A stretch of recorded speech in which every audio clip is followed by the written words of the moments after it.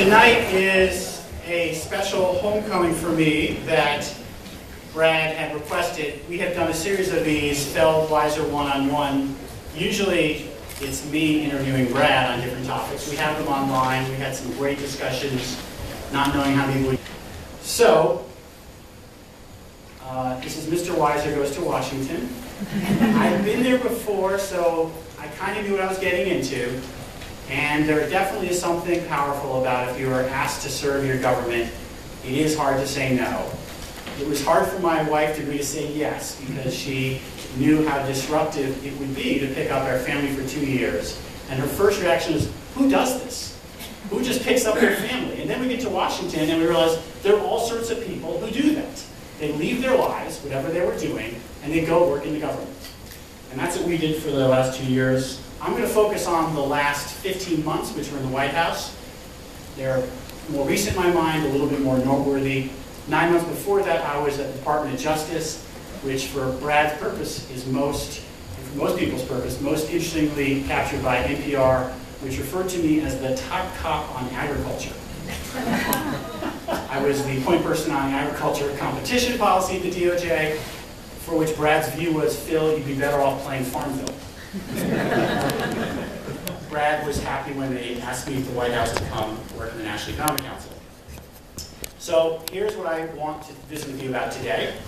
What Innovation Policy 101 is about: entrepreneurship, wireless broadband, and innovation and national priorities. Last December, in a little notice speech, President Obama used the following phrase: "We are now facing our generation's Sputnik moment." Many people are not students of history, meaning they didn't really understand what the last generation's Sputnik moment was. And for those who are not familiar with the concept, there was a time in the late 1950s when the Soviet Union looked to be beating us in the space race. And that evoked an existential fear that the Soviets were going to be ahead of us. They were first in space in the sense that they had the Sputnik craft, I think was it manned or unmanned? Unmanned in space. And that was a scary thought that we hadn't done that and they had. That led to a national consensus and commitment to invest in science and technology. In the 1960s, levels of R&D from the United States are the high watermark in our nation's history, both public and private put together. We are facing lower levels of R&D spending, which is, to use a term I first heard from Brad Feld, seed corn for tomorrow's innovations.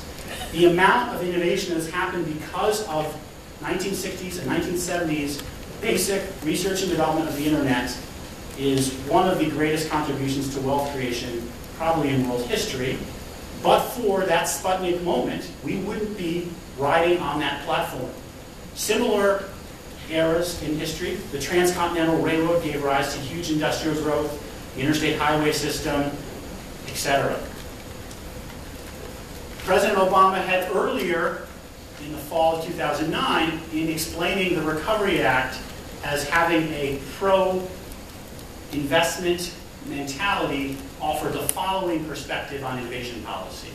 This was updated in a report around the State of the Union where the concept of the Sputnik moment was developed in the concept of out-innovating, out-educating, and out-building the world. The core is the building blocks for innovation. So R&D is essential, it's basic seed corn. Without a commitment to research and development, the types of innovations we've seen in a variety of sectors wouldn't happen. There's also a critical need for an educated workforce.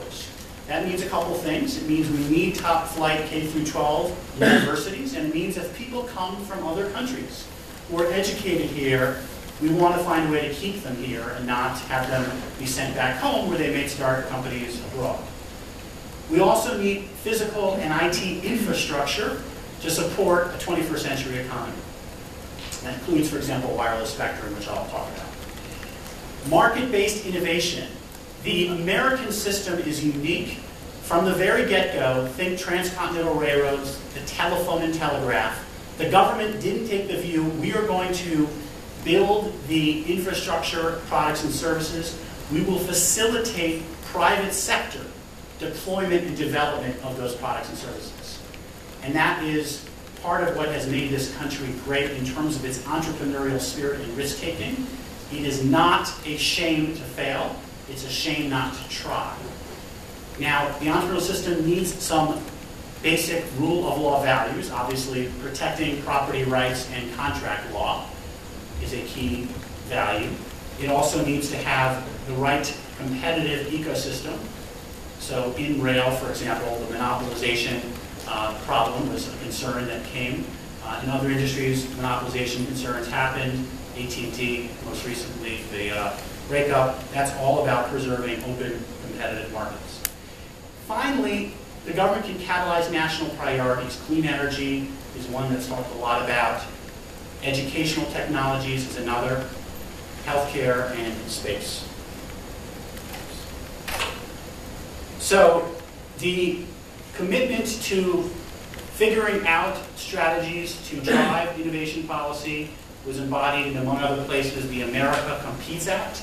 The original Competes Act came after a report which was Rising Above the Gathering Storm, I think is the name of it, or something to that effect. And the concern was that our country is falling behind in science and technology. The American Competes Act called for investment in R&D, in education and infrastructure. The second American Competes Act established an advisory body. The members are shown here. There's me standing behind Secretary Gary Locke. Unlike some people, I promised that was not a strategic placement on my part to be, by the highest ranking official. Others here include Erwin Jacobs, founder of Qualcomm, Art Levinson, chairman of Genentech. There's going to be a meeting of this group actually in Boulder coming up soon, and a conference we're having on September 23rd. We'll have some of these folks part of it talking about innovation policy. Entrepreneurship. So as I said, innovation, allowing the seed corn technology to be developed is essential, but the really exciting economic growth, job development happens when entrepreneurs build companies around these ideas. So there is something called National Entrepreneurs Day. We had a get-together in Washington. That's myself in between Steve Case and Anish Chopra. He's the U.S. Chief Technology Officer. He'll be with us here in November to launch something I'll talk about in a little bit called Startup Colorado. The Steve Case fact, a little known, the reason he follows me on Twitter is because of Brad Feld. Brad's recent post doubled my Twitter followers, so thanks, Brad. What's interesting about entrepreneurs is if you go talk to them, they will have ideas, and it is not an easy relationship. The government had to help entrepreneurs. One of the key lessons is probably humility. Obviously, government cannot manage and plan entrepreneurial development, despite some aspirations of government officials to think that they might. If you listen, you can come up with some helpful strategies. So here's one example that came from this open forum.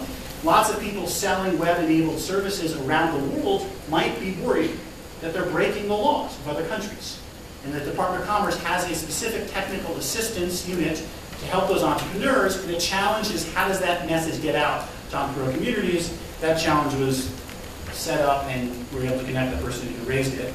This effort of Startup Colorado, Startup America, that was launched after National Entrepreneurs Day, involved a series of roadshows to listen to entrepreneurs. Here's Brad and I here in Boulder, literally here with Preston. And we were joking, I'm not sure about what, I think Brad had been mocking that much of value can come out of government's discussions about entrepreneurship. And it is a yet to be tested whether this effort around Startup America and listening to entrepreneurs can yield value. There's a huge institutional disconnect and challenge because government hasn't been set up, oriented to listen, adapt to, and support entrepreneurs, and the speed at which government operates is very different than the speed at which entrepreneurs operate. This is not a small challenge.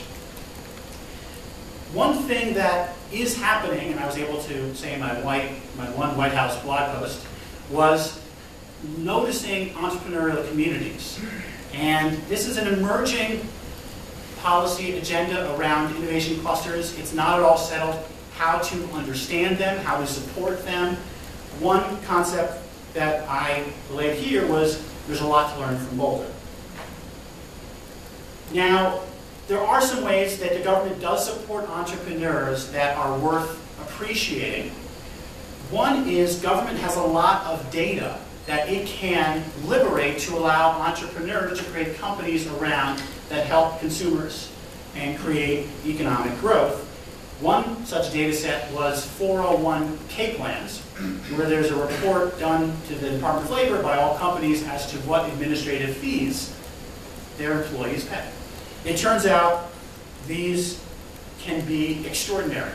And in order to bring them down, this company Brightscope gives people insight into how their fee compares with others, enables people to save money. I'm pretty sure the business model is it's free, and they try to take a cut of how much money you save, and they've been really successful. This company took off after Obama took office because of the open government commitment, where the review is now, if you can liberate data in machine-readable form, do it.